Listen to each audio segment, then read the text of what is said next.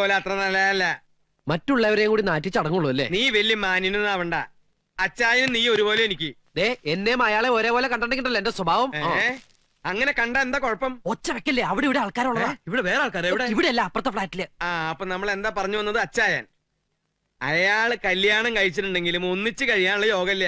നിനക്കും അതുപോലെ തന്നെയല്ലേ?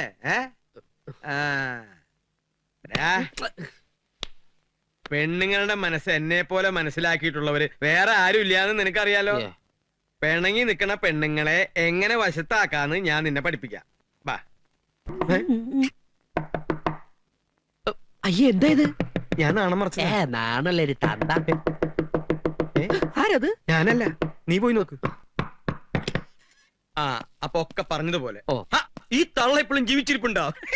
നിക്കണവിടെ 10-60 വയസ്സായി, എന്നിട്ട് കൊച്ചു പിള്ളേരുമാരി നിക്കറിട്ട് നടക്കുക. നാനുണ്ടോ? പോയി മുണ്ടെടുത്ത് കൊടുക്ക്. എന്താ? പോയി മുണ്ടെടുത്ത് കൊടുക്കാൻ. എന്താണ്?